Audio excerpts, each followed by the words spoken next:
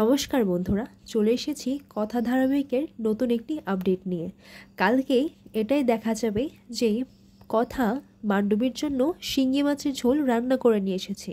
আর মান্ডবী তো শিঙ্গি মাছ খায় না, ওর নাকি চাইনিজ খেতে ইচ্ছে করছিল, কিন্তু সেটা তো বলতে পারবে না, কারণ ও তো শরীর অসুস্থ হওয়ার নাটক করছে। তখন কথা, ঋতু আর জুনি মিলে মান্ডবীকে জোর করে শিঙ্গি মাছের ঝোল দিয়ে ভাতটা খাইয়ে দেয়। আর এইসব নিয়ে তো ওরা এখানে ছোটাছুটি করতে লাগলো। অনেক ছোটাছুটি করার পর মান্ডবীকে তারা হাতে পেল, এরপর জোর করে আবার তাকে খাইয়ে দিয়েছে।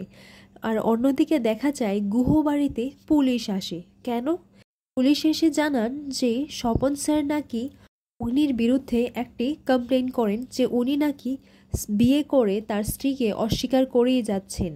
আর এটা দেখে সবাই অত্যন্ত অবাক আর খুবই একটু ঘাবড়ে যায়, কারণ সবাই তো আশ্চর্য হয়ে পড়ে যে এভির বিরুদ্ধে গিয়ে কমপ্লেন করলো। এখন আগামী পর্বে এটাই দেখা থাকবে যে এভি সত্যিই কি সে জেলে যাবে, কি কথা এই বিপদ থেকে এভিকে বাঁচিয়ে নেবে, আর বাঁচিয়েও নিলে কি করে। তাই বন্ধুরা, এরকম সিরিয়াল আপডেটস পেতে গেলে আপনারা আমাদের চ্যানেলটিকে সাবস্ক্রাইব করুন। ধন্যবাদ।